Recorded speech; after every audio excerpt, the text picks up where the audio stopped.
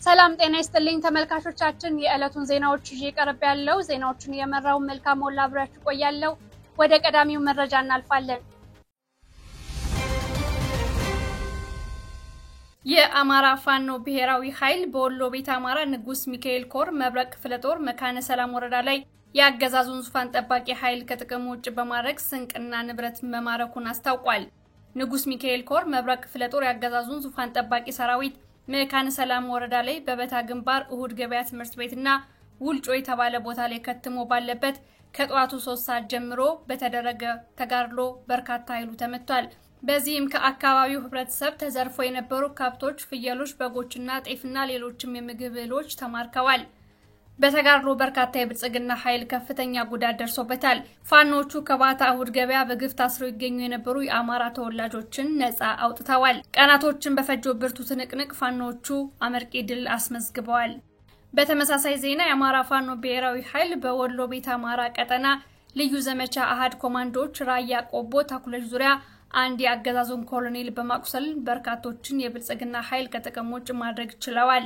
ምሽግ ለቆ መሃል የገባው የብልጽግና ኃይል በተጠና ስራ ስንቅና ንብረት እንዲሁም ተጨማሪ ኃይል እንዳያገኝ ተደርጓል ወንዝ በመሄድ ውሃ እንዳይቀዳ ጭምር በማድረግ መፈናፈኛ በማሳጣት በከበባ ጉዳት እንዲደርስበት ሆኗል የቤተ አማራዎቹ የልዩ ዘመቻ ፋኖች ዛሬ ግንቦት 26 2017 ዓ.ም ንጋት 1 ሰዓት ጀምሮ እስከ ቀኑ 8 ሰዓት በኋላ ከባድ ተጋድሎ ከቆቦ ከተማ ተነስቶ በርካታ እግረኛና ከባድ መሳሪያ አስከትሎ በሶስት አቅጣጫ ስንቅና ንብረት ሲያጓጉዝ የነበረን ያገዛዙ ኃይል በግድብ በመቅረጫውና በጠበለት ለጊዜው አንድ ስሙ ያልታወቀ ኮሎኔል ሲቆስል በርካታ ኃይሉ ጉዳት ደርሶበታል ሽንፈት የገጠመው ብልጽግና ኃይል ከቆቦ ከተማ አቅራቢያ ሆርማት ወታደራዊ ካምፕ ውስጥ ሆኖ ከ20 በላይ ከባድ መሳሪያ ወደ ንጹሃን በመወርወር በሰው ህይወት ላይ ጉዳት አድርሷል ዘገባውን ያደረሰን የአማራ ፋኖ ብሔራዊ ኃይል በወሎ ቤት አማራ ቀጠና ህዝብ ግንኙነት ኃላፊ ሆነው ፋኖ አበበ ፈንታው ነው የአማራ ፋኖ ብሔራዊ ኃይል በጎጃም ቀጠና ባደረገው ተጋድሎ ድል ተጎናጽፏል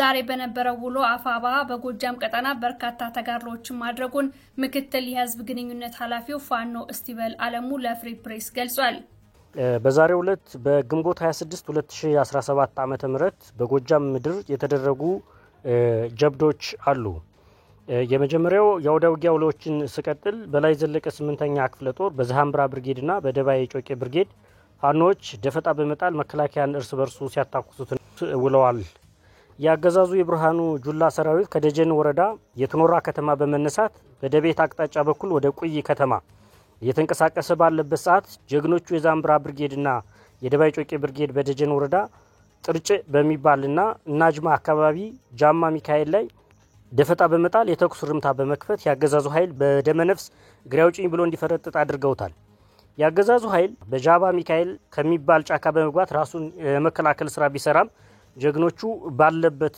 በመግባት ተችለዋል ሁለተኛ ቀንጌታ ይፍታይ ንጉሴ 6ኛ ክፍለ ጦር ላይ የተደረገው ውጊያ አለ የስናን ህዝብ የስናን አባጅሜ ብርጌድና የንጉስ ተክለ ሃይማኖት ብርጌድ በጋራ በመሆን ታላቅ ጀብዱ ፈጽመዋል በዛሬው ዕለት ማለትም ግንቦት 26 2017 ዓ.ም ሬሽን ለማቀበል ከደብረ ማርቆስና ከረቡ ገበያ ከተማ የወጣውን ኢትዮጵያዊ ሰራዊት አናብስቱ የስናን አባጅሜ እና የንጉስ ተክለ ሃይማኖት ብርጌድ ፋኖች የደማን መገንጠያ ላይ በመጠበቅ አረር ሲቆሉት ውለዋል ውጊያው በጣም ከፍተኛ ሰዓታትን የፈጀ ውጊያ ነው ከ12 ሰዓት እስከ 8 ሰዓት የቆየ ሲሆን በውጊያውም 107 ሮኬት ፒምፒ መድፍና ዙ23 የታገዘ ውጊያ አድርጓል ቢሆንም ጀግኖች ፋኖቻችን ከስሩ በመግባት ለኛውን ሲያስታቅፉት ውለዋል በሚገርም ሁኔታ ከራሱ በተወረወረ 107 ሮኬት ከ10 በላይ ወራሪ ሰራዊት ወድሟል ማለትም በራሱ ራሱን ወግቷል ማለት ነው ሮኬቱን ሲተኩስ ራሱ ላይ አርፎ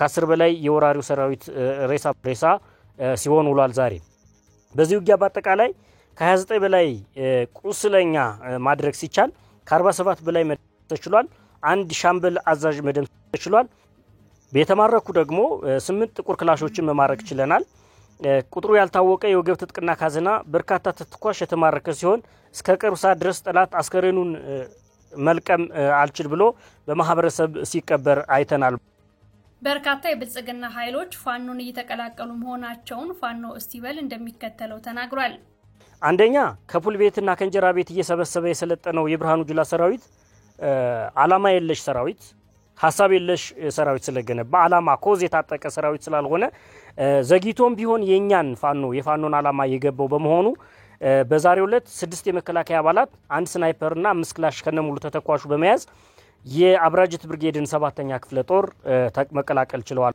ይህ 7ኛ ክፍለ ጦር እንግዲህ የሚንቀሳቀስባቸው አካባቢዎች ሉማሜ፣ የተርላ ጓሉ አገር፣ አንበር፣ የጁቤ እና የቦቅላ አካባቢ የሚንቀሳቀስ ነው።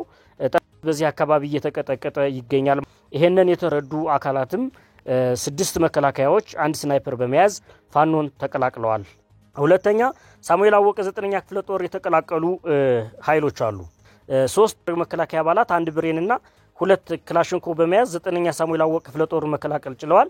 ሌላው ግን 1ኛ ክፍለ ጦር ኮሎኔል ታደሰ ሙሉነህ ብርጌድን የተቀላቀሉ የምስራቅ እዝ 4ኛ ኮር 76ኛ ክፍለ ጦር አንደኛ ለሙዲ ዘያድ የሚባል 4ኛ ሻለቃ የነበረ፣ ሁለተኛ ጉተማ ከተማ የሚባል 76ኛ ክፍለ ጦር ስታፍ የነበረ 2 ጥቁር ክላሾች 3 ቦምብ 5 ካዘና ከነሙሉ ተተኳሽ የደረትና የወገብ ትጥቅ በመያዝ አለማየሁ ከቤ ሻለቃን ተቀላቅለዋል።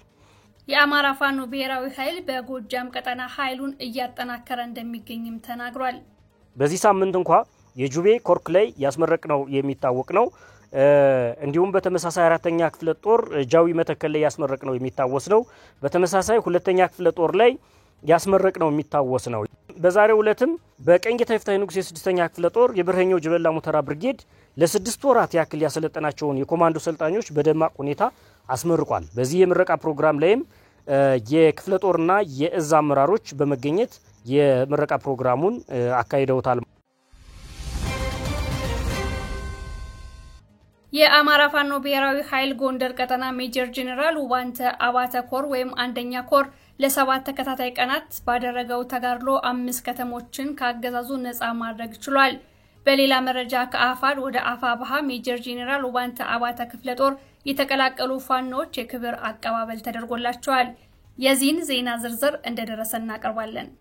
በሌላ መረጃ የአማራ ፋኖ ብሔራዊ ኃይል ጎንደር ቀጠና ዳግማዊ ቴዎድሮስ ወይም 5ኛ ኮር መመስረቱ ይፋ ተደረገ። ኮሩ በሰጠው መግለጫ የአማራ ሕዝብ የገጠመውን የህልውና አደጋ እስከ ወዲያኛው ለመቀልበስ የፋኖ ትግል በሁለንተናዊ የትግል ስትራቴጂ በስርዓቱ ላይ የበላይነቱን አስጠብቆ አሁን ካለበት ደረጃ ላይ መድረሱን አስታውቋል። በአማራ ሕዝብ ተሳትፎና ድጋፍ በሰው ኃይል በትጥቅና ስንቅ እንዲሁም በአደረጃጀት መጠንከሩንም አክሏል። ዛሬ ምስረታውን ይፋ ያደረገው ኮሩ ከበለሳ እስከ ደንቢያ ሳንኪሳ፣ ከፎገራ እስከ ወገራ፣ ከዞዝ አምባ እስከ አይምባ፣ ከእብናት እስከ ዳባት እንዲሁም ከፎገራ እስከ ጃናሞራ ቀጠናን የሚሸፍን ስያሜው ዳግማዊ ቴዎድሮስ 5ኛ ኮር እንደሚባል ተገልጿል። መስራች ክፍለ ጦሮችም መብረቁ፣ ጎንደር የበጋሻው፣ ንስር በለሳ ቅጣው እጅጉ፣ ጥቁር አንበሳ፣ ዞዝ አምባ ንጉሱ፣ ታድሎ ብርሃንና ፋና የውቤ ክፍለ ጦሮች ናቸው። የዳግማዊ ቴዎድሮስ ወይም የ5ኛ ኮር የሥራ አስፈጻሚ አባላትም አርበኛ የሻምበል ሙሉ ሰው የኮሩ ዋና ሰብሳቢ፣ አርበኛ አንተነ ብርሃኔ ወታደራዊ አዛዥ፣ አርበኛ አየልኝ ውዲ ዘመቻ መምሪያ፣ አርበኛ ኤርሚያስ ንጉሴ ፖለቲካ ጉዳይ፣ አርበኛ ብነት ሞላ ህዝብ ግንኙነት ሲሆኑ ህዝብ አስተዳደር፣ ህግና ስነ ምግባር ኃላፊ፣ ሎጂስቲክ ኃላፊ፣ ትምህርትና ስልጠና ኃላፊ፣ ፋይናንስ አስተዳደር፣ ግዥ ክፍል ተጠሪ፣ የሰው ኃይል አስተዳደርና መረጃና ደህንነት ምደባም ተደርጓል። ከፍሪ ፕሬስ ቻናል ዜናዎች ቀጥለዋል። በወለጋ ከ270 በላይ የአማራ ተወላጆች በአቢደንጎር ወረዳ በቱሉ ዋዩ ፖሊስ ጣቢያ አሁንም ታስረው እንደሚገኙ ምንጮች ገለጹ። እነዚህ በግፍ የታሰሩ አማራዎች ስንቅ የሚያቀርብላቸው የሌለ ሲሆን ሽንት ቤት በቀን 1 ጊዜ ብቻ እንዲጠቀሙ ተፈርዶባቸዋል ብለዋል። ፀሐይ መሞቅ የተከለከሉና ያለምንም ክስ ለ3 ዓመት በግፍ እስር ላይ የሚገኙ አማራዎች ናቸው። በሌላ መረጃ በአሁኑ ሰዓት በአካባቢው የአማራ ተወላጅ ማዳበሪያ እንዳያገኝ እየተደረገ መሆኑን ታውቋል። የተደራጁ የመንግስት ታጣቂዎችም የአማራዎችን ከብት እየዘረፉ ይገኛሉ። ይህንን በአማራዎች ላይ የሚፈጸሙን የዘር ማጥፋት ወንጀል በበላይነት የሚመራው መከላከያ ሰራዊት ሲሆን በውስጡም ሚሊሻ፣ ሬፕሎላ፣ ጋቸና ሲርናና የኦሮሚያ ልዩ ኃይሎችን አቅፎ መያዙም ታውቋል። በተጨማሪም በቱሉ ዋዩ 01 ቀበሌ የሚኖሩ የአማራ ተወላጆች የዘር ማጥፋት ወንጀል አደጋ እንዣቦባቸዋል። አገዛዙ ልዩ ቡድን አቋቁሞ ጥቃት የጀመረ ሲሆን አንድ በሽር መሐመድ የተባለው የ70 ዓመት ሽማግሌ ከቤታቸው በስለት ጥቃት ተፈጽሞባቸው በአውሬ እንዲበሉ በመደረጋቸው ሳይቀበሩ መቅረታቸውን ፍሪ ፕሬስ ሰምቷል። ይህንን ወንጀል የፈጸሙ ታጣቂ ኃይሎች በህብረተሰቡ ቢያዙም ከታሰሩ በኋላ በሰዓታት ውስጥ በነጻ ተለቀዋል።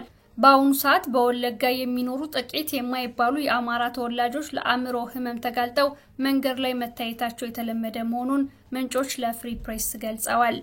አቶ ታዬ ደንዳ እንዲታሰር ተፈረደበት። የቀድሞ ያገዛዙ ሰላም ሚኒስትር ዴኤታ የነበረው ታዬ ደንዳ የዋስትና መብቱ ተነስቶ ጉዳዩን ማረሚያ ቤት ሆኖ እንዲከታተል የብልጽግና መንግስት ተፈርዶበታል። አቃቢ ህግ በታዬ ደንዳ ላይ ከዚህ ቀደም አቋርጦት የነበረውን 2 ክስ ዳግም አንቀሳቅሷል። አቶ ታዬ ኦነግ ሸኔ እንዲሁም ፋኖ ከመንግስት ጋር ጦርነት ላይ ባለበት ወቅት ተቀባይነት እንዲያገኙ በማሰብ በራሱ ስም በተከፈተ ማህበራዊ ሚዲያ የፕሮፓጋንዳ መልእክት አስተላልፏል የሚል ክስ ቀርቦበታል። ከዚህ ጋር በተያያዘ የአቶ ታዬ ደንዳ እስር በሀገራችን ሐሳብን ከመፍራትና ዜጎች ሐሳባቸውን በነጻነት እንዳይገልጹ ከመንፈግ ጋር የሚገናኝ ይመስለናል ሲል እናት ፓርቲ ገልጾ አቶ ታዬ ያለምንም ቅድመ ሁኔታ እንዲፈታ ጠይቋል። በመጨረሻ ብልጽግና ከዜጎች ቅጣት በሚል ስም በሕግ ሽፋን ገንዘብ ስብሰባውን አጠናክሮ ቀጥሎበታል። የፕላስቲክ ቀረጢት ይዞ መገኘት ከ2000 እስከ 5000 ብር የሚያስቀጣ አዋጅ ጸድቋል። አዋጁ ፕላስቲክ ቀረጢት ያመረተ፣ ከውጭ ያስገባ፣ ለገበያ ያቀረበ፣ የሸጠ፣ ለንግድ ዓላማ ያከማቸው ወይም ይዞ የተገኘ ከ50,000 ብር በማያንስና ከ200,000 ብር በማይበልጥ መቀጮና ከ5 ዓመት በማይበልጥ ጽኑ እስራት እንዲቀጣ ደንግጓል። ሆኖም አዋጁ ወፍራም የሆኑ የፕላስቲክ ውጤቶችን እንደማይጨምር ገልጿል። አሻሚ የሆነ አዋጅ በመውጣት ከዜጎች ገንዘብ ለመሰብሰብ የሚደረገው በሕግ የተሸፈነ ዘረፋ ተጠናክሮ ቀጥሏል። ስለነበረን ቆይታ ከልብ አመሰግናለሁ። ዕለታዊ መረጃዎቻችን እነዚህን ይመስላሉ። ሌሎች ዜናዎች በፍጥነት እንዲደርሷችሁ ቻናላችንን ሼር፣ ላይክ እና ሰብስክራይብ እንድታደርጉ በአክብሮት እጠይቃለሁ። መልካም ሞላ ነበርኩ። መልካም ጊዜ